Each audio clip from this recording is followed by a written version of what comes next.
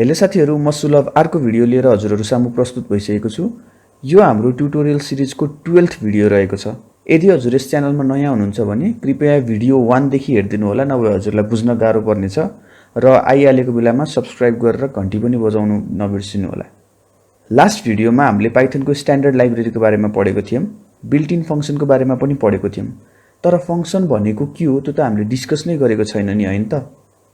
आजको भिडियोमा चाहिँ हामी त्यसैको बारेमा चर्चा गर्ने छौं। अलिअलि सुरुमा स्लाइड्स हेरे पछाडी लास्टमा VS कोडमा गएर ह्यान्ड्स अन गर्ने छौं है त। ल अब सुरु गरौँ फंक्सनबाट। के हो त फंक्सन भनेको?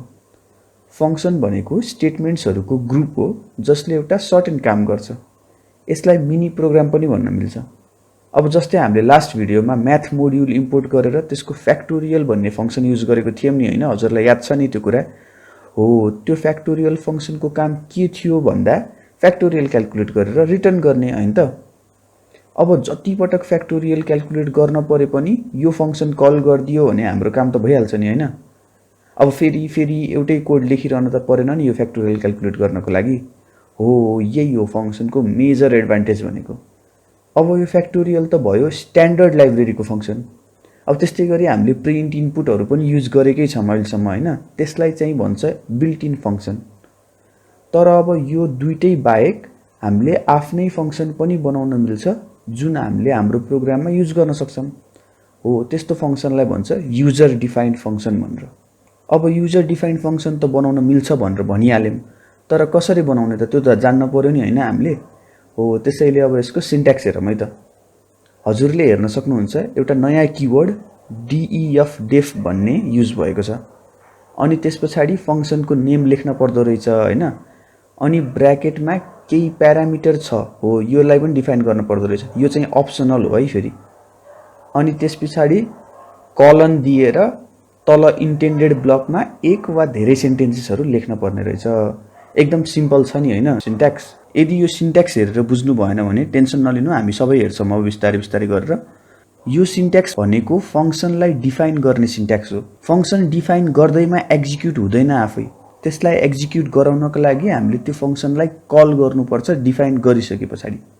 अब यसरी भन्दा पनि एउटा एक्जाम्पल दिन्छु, हैन? त्योबाट बुझ्न खोजौं है त। मेरो प्रोग्राममा मैले कुनै नम्बर अड हो कि इभन हो भनेर धेरै पटक चेक गरिराख्न पर्छ रे। अनि अब हरेक पटक म अड हो कि इभन हो चेक गर्नको लागि म कोड लेखिरहन त सक्दिन नि त, हैन? लेख्न त मिल्छ, तर कोड रियुजेबिलिटी भन्ने जुन प्रोग्रामिङको प्रिन्सिपल्स छ नि, हो, त्यसलाई फलो नगरेको भयो नि त यो कोड एउटै कोड रिपिट गरिरह्यो भने। त्यसैले यस्तो केसमा हामी फंक्सन युज गर्छौं। अघिको सिन्ट्याक्स युज गरेर एउटा फंक्सनको एक्जाम्पल हेरौँ है त। अब हजुरले देख्न सक्नुहुन्छ मैले अड इभन भन्ने एउटा फंक्सन बनाएको छु। अब यता ब्र्याकेटमा मैले नम भनेर लेखेको देख्नु भयो नि हजुरहरुले? हो, यसलाई चाहिँ प्यारामिटर भन्छ। अब यो अड इभन फंक्सनले एउटा प्यारामिटर लिदो रहेछ अनि त्यसलाई चाहिँ नम भन्ने भेरिएबलमा स्टोर गर्दो रहेछ। सेन्स पनि बन्छ नि, हैन? यस्तो गर्न। अब मलाई अड इभन चेक गर्न छ भने कुन नम्बरलाई चाहिँ चेक गर्ने त त्यो त चाहियो नि, हैन? हो, त्यसैले यो नम्बरलाई चाहिँ नि एज अ प्यारामिटर पठाउनु पर्यो। अब कुनै केसमा चाहिँ नि केही पनि प्यारामिटर पठाउन नपर्ने पनि हुन सक्छ। हो, त्यस्तो केसमा चाहिँ नि ब्र्याकेट भित्र केही पनि हुँदैन, खाली हुन्छ। अनि अब तल चाहिँ इन्डेन्टेड ब्लकमा मैले लेखेको छु स्टेटमेन्टहरु जसमा चाहिँ मैले इफ कन्डिसनको युज गरेको छु।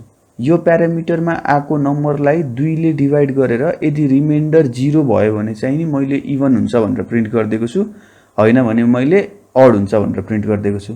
यो त सजिलो लाग्यो नि, हैन? हो, यति त हो हाम्रो फंक्सनको डेफिनेसन। कति सजिलो रहेछ नि, हैन? तर अब कुन नम्बरलाई चाहिँ चेक गर्छ त यसले अड हो कि इभन भनेर? हो, त्यो चाहिँ नि हामीले फंक्सन कल गर्दाखेरि स्पेसिफाई गर्छौं। अब यता तल हेर्नु त, मैले युजरसँग सुरुमा इनपुट मागेको छु अनि त्यसपछि चाहिँ हामीले माथि डिफाइन गरेको त्यो फंक्सन अड इभनलाई कल गरेको छौं, हैन? अनि यसमा ब्र्याकेटमा चाहिँ नि मैले आर्गुमेन्ट पास गरेको छु। के आर्गुमेन्ट पास गरेको छु भन्दाखेरि चाहिँ नि युजरले जे इनपुट गरेको थियो हो त्यसैलाई पास गरिदिएको छु।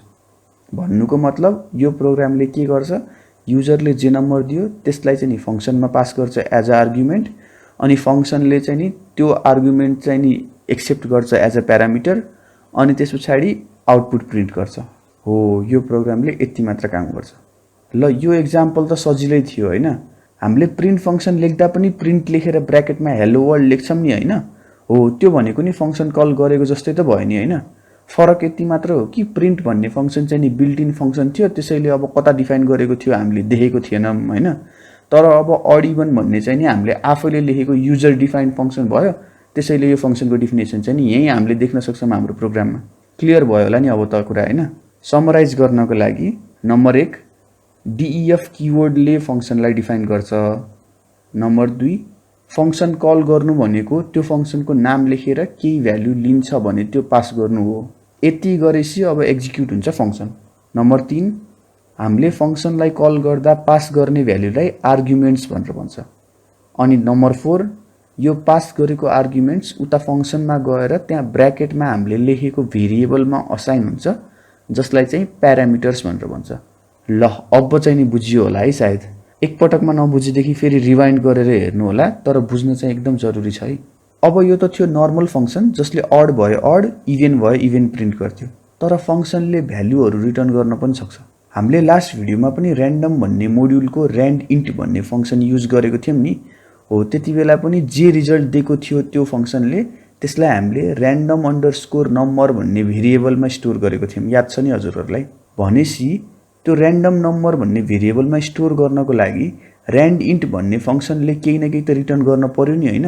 अब त्यो त थियो स्ट्यान्डर्ड लाइब्रेरीको फंक्सन हैन। तर अब हामीले आफैले लेखेको फंक्सनमा पनि भ्यालु रिटर्न गर्न मिल्छ के। अघिको एक्जाम्पल हेरौँ है त। मसँग एउटा फंक्सन रहेछ रे हैन, चेक इज इभेन भनेर भन्ने, जसले नम भन्ने प्यारामिटर लिदो रहेछ। अनि अब यसमा चाहिँ म रिमाइन्डर 0 छ भने इभेन प्रिन्ट गर्नुको सट्टा म लेख्छु रिटर्न ट्रू भनेर। रिटर्न भनेको चाहिँ कीवर्ड हो र हामीले ट्रू रिटर्न गरेको छौं भन्नुको मतलब बुलियन भ्यालु रिटर्न गरेको छौं यहाँबाट हैन त। अनि अब इफ स्टेटमेन्ट पछाडी चाहिँ मैले रिटर्न फल्स गर्दिएको छु। अघि चाहिँ हामीले एल्स लेखेर प्रिन्ट अड भनेर लेखेको थियौं हैन। तर अब अहिले चाहिँ एल्स लेख्न पनि पर्दैन के, किनभने रिटर्न कीवर्ड जत्ता भेट्छ पाइथनले त्यहीबाट एक्जिट हुन्छ के फंक्सन एक्जिक्युसन। त्यसैले अब इभन रहेछ भने चाहिँ ट्रू रिटर्न हुन्छ हैन, अनि सकिन्छ यो फंक्सनको एक्जिक्युसन। तर यदि अड रहेछ भने चाहिँ यता लास्टमा आउँछ अनि फल्स रिटर्न हुन्छ। अनि अब तल मैले युजरसँग इनपुट मागेर फेरि अघिको जसरी नै गरेर फंक्सन कल गरेर आर्गुमेन्ट पास गरेको छु हैन। तर अब यसलाई चाहिँ एउटा नयाँ भेरिएबलमा असाइन गरेको छु मैले, हेर्न सक्नुहुन्छ। भनेसी यो नयाँ भेरिएबलको भ्यालु चाहिँ फंक्सनले ट्रू रिटर्न गरे ट्रू हुन्छ, फल्स रिटर्न गरे फल्स हुन्छ हैन त। अनि यसपछि चाहिँ मैले इफ कन्डिसन लगाएर यदि यो नयाँ भेरिएबलको भ्यालु ट्रू भयो भने चाहिँ नि प्रिन्ट इभन गरेको छु हैन, नभए चाहिँ नि प्रिन्ट आउट गरेको छु। हो यो चाहिँ नि थियो एउटा रिटर्न स्टेटमेन्ट युज गरेर फंक्सनको एक्जाम्पल। अघिको र यो फंक्सनमा फरक भनेको रिटर्न स्टेटमेन्टको मात्रै हो। अनि साच्चै अर्को कुरा, हामीले यसपालि चाहिँ नि रिटर्न ट्रू मात्र गरेम, तर हामीले कम्प्लेक्स एक्सप्रेसनहरु पनि लेख्न मिल्छ रिटर्नमा। एक्जाम्पलको लागि एड भन्ने फंक्सन छ रे हैन, जसले दुईटा नम्बरलाई एड गरेर रिटर्न गर्छ रे। अनि अब त्यसको लागि मैले मेरो एड फंक्सन भित्र डाइरेक्ट रिटर्न a + b गर्दिन्छु, जसले एड गर्छ अनि बल्ल भ्यालु रिटर्न गर्छ। सजिलै छ, तर अब फंक्सनहरु भनेको एकदम इम्पोर्टेन्ट हो, हामीले जति बेला नि युज गर्नुपर्छ यो, त्यसैले बुझ्न चाहिँ एकदम जरुरी छ है। अब यसरी थियोरिटिकली हेरेर त सकियो हैन, तर अब प्र्याक्टिकल पनि गरेर हेरौँ न हैन। त्यसैले अब हामी VS कोड तिर जाम है त। मैले चाहिँ अलरेडी एउटा नयाँ फाइल बनाएर राखेको छु, यता हेर्न सक्नुहुन्छ 6_function.py भन्ने है। ल अब अघि एड गर्ने भनेको जस्तै एउटा फंक्सन बनाम हैन, तर अलिक जेनेरिक बनाम है त। अब हामीले युजरसँग दुईटा नम्बर र एउटा स्ट्रिङ इनपुटमा माग्छौं रे, र युजरले स्ट्रिङमा एड सबट्र्याक्ट डिवाइड मल्टिप्लाई जे लेखेको छ हो त्यही अपरेसन चाहिँ नि हामीले यो अगाडिको दुईटा नम्बरमा परफर्म गरेर चाहिँ नि रिटर्न गर्न पर्यो रे हैन। ल अब त्यसको लागि अब सुरुमा एउटा फंक्सन डिफाइन गर्छु म def किवर्ड युज गरेर, अघि हामीले गरेको जस्तै। फंक्सनको नाम चाहिँ म परफर्म अपरेसन भनेर राख्दिन्छु है त। अनि ब्र्याकेटमा प्यारामिटर्सहरु चाहिँ के हुन्छ हजुर भन्न सक्नुहुन्छ? दुईटा नम्बर र एउटा स्ट्रिङ हैन त। भनेसी म अहिले num1 num2 र op भनेर लेख्दिन्छु है त। त्यसपछि कलन त दिन परिहाल्यो हैन। अनि अब त्यसपछि इन्टर गरेर इन्डेन्टेड ब्लकमा चाहिँ म अहिलेको लागि पास लेख्दिन्छु है त। पासले के काम गर्छ त थाहा होला नि हजुरलाई, नभए मैले भिडियो बनाइसकेको छु अलरेडी, त्यो हेर्न सक्नुहुन्छ है त। अनि अब तल चाहिँ म युजरसँग दुईटा नम्बर माग्छु। सुरुमा चाहिँ इन्टर फर्स्ट नम्बर गरेर त्यसलाई a भन्ने भेरिएबलमा स्टोर गर्छु है त। अनि अब सेकेन्डमा चाहिँ इन्टर सेकेन्ड नम्बर गरेर त्यसलाई b मा स्टोर गर्छु। इन्टमा कन्भर्ट गर्न नबिर्सिनु है, फेरि यो सबै स्ट्रिङमा हुन्छ नि। अनि अब फेरि एउटा प्रिन्ट स्टेटमेन्ट लेखेर enter the operation you want to perform भनेर सोध्छु है त म। अनि अब त्यसलाई चोइस भन्ने भेरिएबलमा स्टोर गर्छु।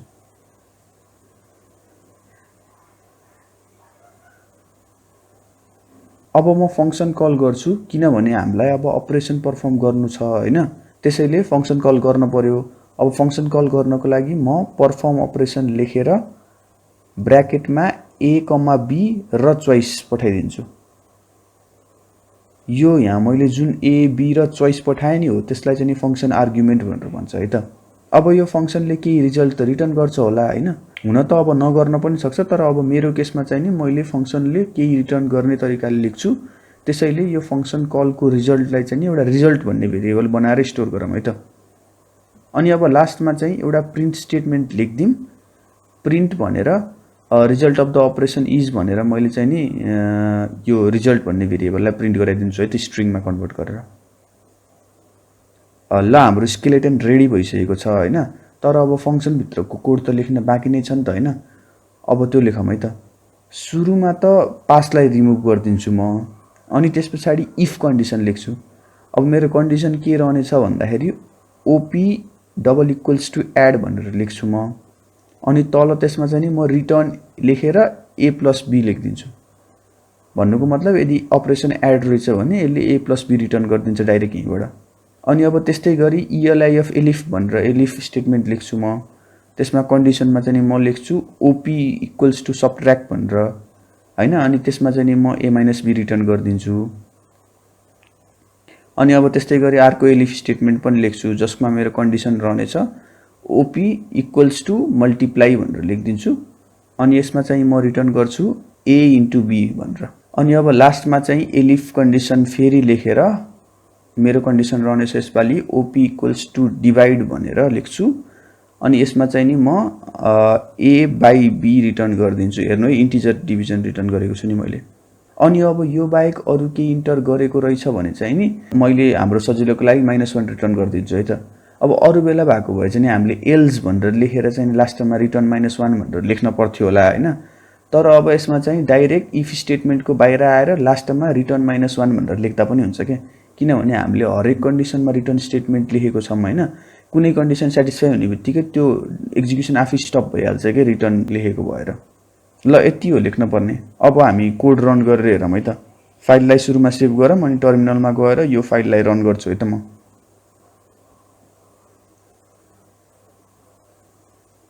ल कोड रन भइसकेको छ सक्सेसफुली, हजुरहरूले देख्न सक्नुहुन्छ। इन्टर फर्स्ट नम्बर भनेर सोधेको छ, म 5 हान्दिन्छु है त। अनि त्यस्तै गरी सेकेन्ड नम्बर भनेर चाहिँ नि सोधेको छ, अब म त्यसमा चाहिँ नि 3 हान्दिन्छु है त। अनि अपरेसनमा चाहिँ म मल्टिप्लाई हान्दिन्छु। ल हेर्नुस् त रिजल्ट प्रिन्ट भयो कति सजिलै। अब त्यस्तै गरी फेरि एकपटक रन गरौँ है त। अब यसपालि चाहिँ नि म फर्स्ट नम्बरमा 10 हाल्दिन्छु, अनि सेकेन्ड नम्बरमा चाहिँ नि 2 हाल्दिन्छु है त। अनि यो अपरेसन सोधेको ठाउँमा चाहिँ नि म पावर हान्दिन्छु है त। अब पावरको बारेमा त हामीले केही लेखेकै छैन, के हुन्छ त अब हेरौँ है त के चाहिँ नि प्रिन्ट गर्छ। यसपालि -1 प्रिन्ट भयो हेर्नु है। यो करेक्ट वे त हैन अब गर्ने हैन, तर अब फंक्सन बुझाउनको लागि लेखेको हो त्यसैले चल्छ यतिको। ल अब फंक्सनको बेसिक्स नि सकियो। अझै छन् कुराहरु सिक्नको लागि, तर अब अरु चाहिँ बाँकीको भिडियोमा गरौँला, लास्टै लामो हुन्छ नभए यो भिडियो। आजको लागि चाहिँ यति मात्र गरौँ होला हैन। साँच्चै असाइनमेन्ट्स पनि दिन पर्यो नि हैन। आज म दुईटा असाइनमेन्ट्स दिन्छु, एउटा सिम्पल छ हैन, अनि अर्को चाहिँ अलिकति कम्प्लेक्स छ है त। फर्स्ट असाइनमेन्टमा चाहिँ युजरसँग 3टा इनपुट मागेर लार्जेस्ट नम्बर प्रिन्ट गर्नु होला। फंक्सन युज गरेर गर्नु नि फेरि। फंक्सन भित्रै लार्जेस्ट नम्बर प्रिन्ट गरे पनि हुन्छ, नभए लार्जेस्ट भ्यालु रिटर्न गरेर बाहिर प्रिन्ट गरे पनि हुन्छ। हो यो भयो फर्स्ट असाइनमेन्ट, सजिलै छ यो चाहिँ हैन। अनि अब सेकेन्ड असाइनमेन्ट चाहिँ युजरसँग एउटा सेन्टेन्स इनपुट माग्नु हैन। अनि त्यो सेन्टेन्समा चाहिँ नि कतिवटा स्मल लेटर छ र कतिवटा क्यापिटल लेटर छ हो त्यो पत्ता लगाउनु है त। अब यो अलिकति गाह्रो छ हैन, त्यसैले म यसलाई चाहिँ नि अलिकति हिन्ट दिन्छु हजुरहरुलाई। पाइथनमा इज अप्पर र इज लोअर भन्ने दुईटा यस्तो फंक्सन छ जसको चाहिँ नि युज गर्नुपर्ने हुन्छ यो केसमा। इज अप्परले चाहिँ नि यदि क्यापिटल छ भने ट्रू रिटर्न गर्छ, नभए फल्स रिटर्न गर्छ। अनि इज लोअरले चाहिँ स्मलर छ भने ट्रू रिटर्न गर्छ, नभए फल्स रिटर्न गर्छ। ट्राई गर्नुस् है त यो दुईटा असाइनमेन्ट्स। म डिस्कर्ड सर्भरमा एन्सरहरू हाल्ने छु, जोइन गर्नु भएको छैन भने तल डिस्क्रिप्सनमा लिंक हाल्दिन्छु, म जोइन गर्नु होला त्यहाँबाट है त। आजको भिडियोमा चाहिँ यति नै गरौँ के रे। भिडियो मन परेमा लाइक गरेर कमेन्ट बक्समा लेखेर भनिदिनु होला है, मलाई एकदम हौसला मिल्नेछ त्यसले। अनि यदि हजुर नयाँ हुनुहुन्छ भने सब्स्क्राइब पनि गरिदिनु होला। फेरि नयाँ टपिकका साथ नयाँ भिडियोमा भेटौँला। अहिलेको लागि चाहिँ यो भिडियोको इति सृष्टि गर्न गइरहेको छु। Happy coding.